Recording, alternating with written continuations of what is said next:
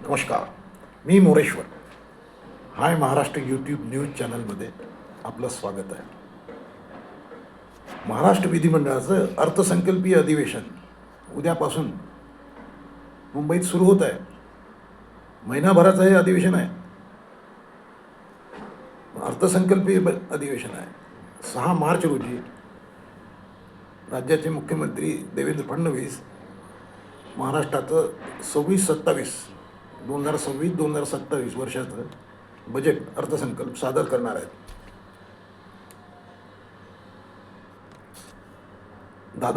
अजितदादा पवार यांच्या दुर्दैवी निधनानंतर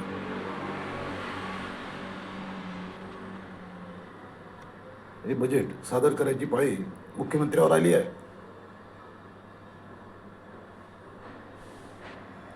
त्यामुळे या बजेटकडे लक्ष आहे महाराष्ट्रात.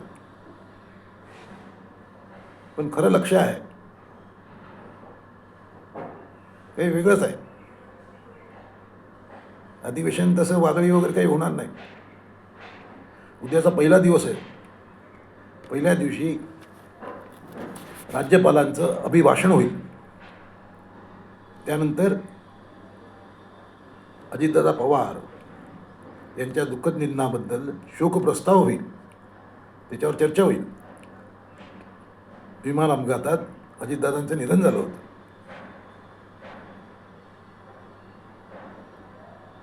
त्यामुळे त्याच्यावर काय चर्चा होते, कारण विमान अपघातात दादा गेले, पण त्या विमान अपघातावर अनेक शंका उपस्थित झाल्या आहेत. तो अपघात होता की घात होता, असे मुद्दे उपस्थित झाले आहेत. त्यामुळे शोकप्रस्तावात कुठले मुद्दे पुढे येतात त्याकडे सर्वांचं लक्ष राहील. हे अधिवेशन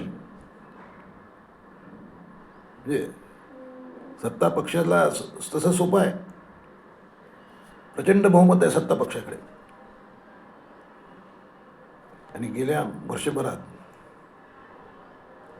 ते पाहिलं आपण. विरोधी पक्षनेताच नाही, आता तर दोन्ही सभागृहात विधानसभा आणि विधान परिषदेत विरोधी नेताच नाही.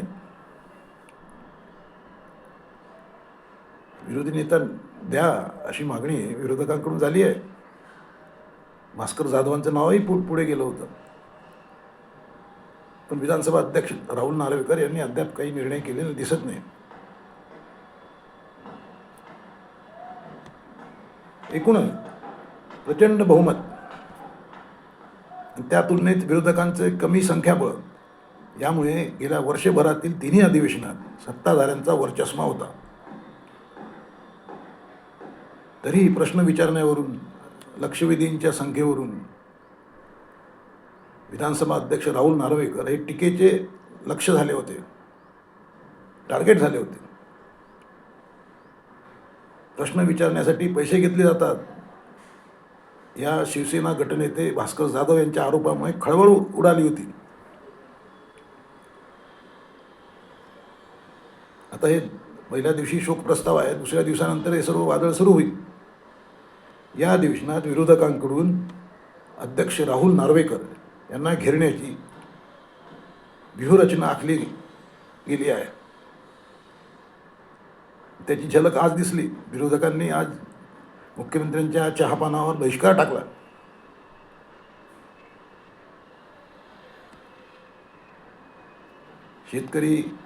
शेतकऱ्यांचे प्रश्न, शेतमालाला भावाचे प्रश्न, कर्जमाफी, जूनमध्ये कर्जमाफी करण्याचं आश्वासन मुख्यमंत्र्यांनी दिलं होतं. तर या बजेटमध्ये कर्जमाफीसाठी काही तरतूद राहते का, येते का, याकडे महाराष्ट्राचं लक्ष राहील, खास करून शेतकऱ्यांचं. कारण शेतमालाचे भाव पडले आहेत. शेतकऱ्यांसाठी तो चिंतेचा विषय आहे. परंतु या अधिवेशनात प्रामुख्याने सांगायचं म्हणजे विधानसभा अध्यक्ष राहुल नार्वेकर हे टार्गेट राहणार आहे. त्याला कारणं आहे, 2-3 कारणं आहेत. पहिलं म्हणजे मुंबई महापालिकेच्या निवडणुकीत उमेदवारी अर्ज दाखल करण्याच्या वेळी घरातील 3 जण बिनविरोध निवडून यावेत म्हणून नार्वेकर यांनी पालिका कार्यालयात दमदाटी केल्याचा आरोप झाला होता. त्याची चित्रफितही सोशल मीडियावर आली होती. म्हणजे ही एक कारण आहे. दुसरी गोष्ट म्हणजे अलिबागमध्ये जमीन मोजणीवर शेतकऱ्याने आक्षेप घेताच नार्वेकर यांनी त्यातून पाय काढल्याची चित्रफित समोर आली होती. म्हणजे नार्वेकर एक कुलाब्याचे आमदार आहेत. त्यांनी अलिबागला जाण्याचं काही कारण नव्हतं. तिथे ते गेले आणि ते मोजणीवर आक्षेप, त्यामुळे तिथे ते वादात सापडले आहेत सध्या नार्वेकर. हे जमीन मोजणीचं प्रकरण आणि दुसरं